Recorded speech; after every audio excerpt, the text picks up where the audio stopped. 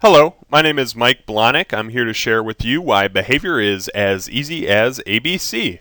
I'm a performance consultant at Innovative Learning Group in Royal Oak, Michigan. Today I'm recording my PechaKucha presentation, originally presented at the Performance Improvement Conference in Indianapolis.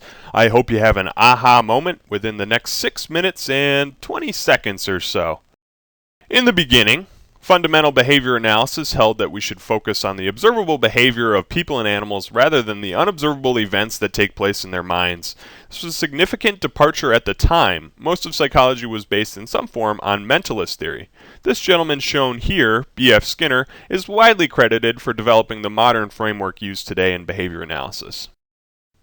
Experimental behavior analysis focuses on lab work done with animals such as rats and pigeons, but the rules of behavior apply to all animals able to observe and manipulate their environment to affect change. So yes, I once attended a rat lab for a semester. I even named my rat Master Splinter. But no, I don't picture rats and pigeons in all of you or in the people we try to help. Behavior analysis introduced big words and complex definitions to describe environmental stimuli and response patterns that are all very interesting, and usually complex. One that breaks that pattern is my topic today, the ABC contingency. It's beautiful in its simplicity. It's the Mona Lisa of behavior change for nerds like me. Let's break it down. The A is for antecedent. Antecedent conditions are all around us. No matter where you are or what you're doing, your behavior is influenced by the antecedent environment around you. Point being that behavior doesn't occur in a vacuum. In the office, factory, or a hospital, there are environmental factors that influence your behavior. It's appropriate to yell fire at a shooting competition, but you wouldn't in a hospital. The B stands for behavior. Sting has said it best and in a more memorable way than I could ever do on my own. It's every move you make, every bond you break, every step you take, every single day, every word you say, every game you play. Behavior must pass the dead man's test. Remember, if a dead man can do it, it's not behavior. Finally, the C is for consequence. All the actions we take throughout the day drive consequences, and in behavioral science, consequences are powerful. They impact the future likelihood that a behavior will recur in similar settings. When consequences of behavior are reinforcing, that behavior is more likely to repeat in the future. If consequences are unpleasant, the opposite holds true. An easy to describe example of the ABC in action is with light switches. As you enter a dark room, the darkness is an antecedent condition that triggers behaviors that have resulted in light in the past. First instinct, to reach for the light switch, right? You start flopping your hand against the wall, feeling around for it. Maybe you reach up by the bulb to see if there's a little chain to pull, or maybe you just shine your cell phone so you can see the way. Whatever tactic you use, that behavior is almost automatic at this point. And why is that? That's a question we probably never stop to ask ourselves. Just why is that? Well, it's because in the past, when you've turned on the lights in an unlit space, your behavior was reinforced by the immediate stimulus change of dark to light. Whether light is a positive reinforcer or the dark is an aversive state from which escape is desirable, we pretty much all feel more comfortable in well-lit space as opposed to darkness. Here's an example that is a little bit different, but almost as common, I would bet.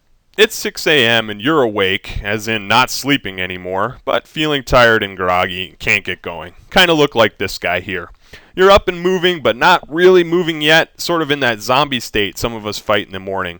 Just not quite fully there yet, and definitely not your best look.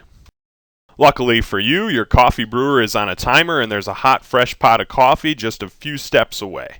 You slowly zombie walk in that general direction, careful not to stub your toe or wake your spouse.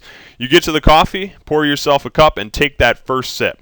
For our purposes, let's focus on just the behavior of drinking coffee. You drink the coffee and the warm caffeinated beverage completely changes your outlook on life, right? No mountain too high, no challenge too hard, focus and alertness return to you. Gone is that zombie-like appearance and feeling. You're a living, breathing participant in the human race again, and it feels so good. Here's how it looks all together. That antecedent is the tired, groggy zombie feeling, definitely not a state that most of us enjoy, and I certainly don't. The behavior, there were many, but the behavior of interest here is consuming caffeine, and the consequence, that caffeine rush coursing through my veins, is a powerful reinforcer. How do I know? Because I keep drinking this stuff. See how that works? That's a simple example of positive consequences driving future behavior. There are punishing consequences as well, those that decrease the future likelihood of a behavior being repeated.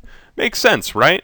The world doesn't just reward every action we take. Sometimes we mess up, and the world lets us know with punishing consequences. How about an example of that? Well, let's re-examine our coffee ABC. We'll leave the antecedents the same, except we'll add one more to the environment. It was there before too, but let's call it out intentionally now. So before you drink the coffee, your tongue is fully functional with all the skin and everything. Might need to be brushed a bit since it's early morning, but all in all, a good tongue.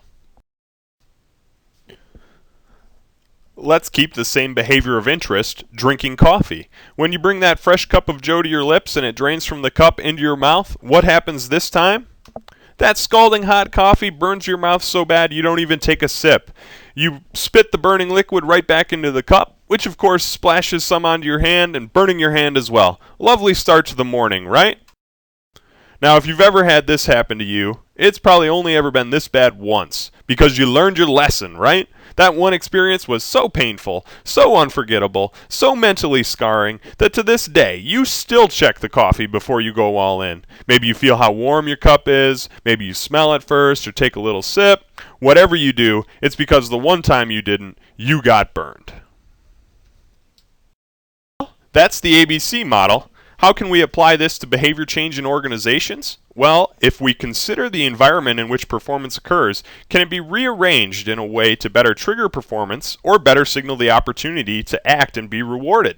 Oftentimes, this is possible by doing simple things, like clearly setting expectations. Unfortunately, rearranging antecedents alone is not enough to sustain behavior change. We must also zero in on the back half of the model, the consequences. Remember when I said they were powerful? Well, is there a way to improve the immediate results of performance to ensure they properly reinforce behavior that we want? If you get to know your performers, they're real people after all, not rats. I bet you can come up with something fantastic. Well, my time is up. I hope you enjoyed my overview of the ABC contingency. It's a simple but effective analysis tool that can help out in a pinch. Thank you.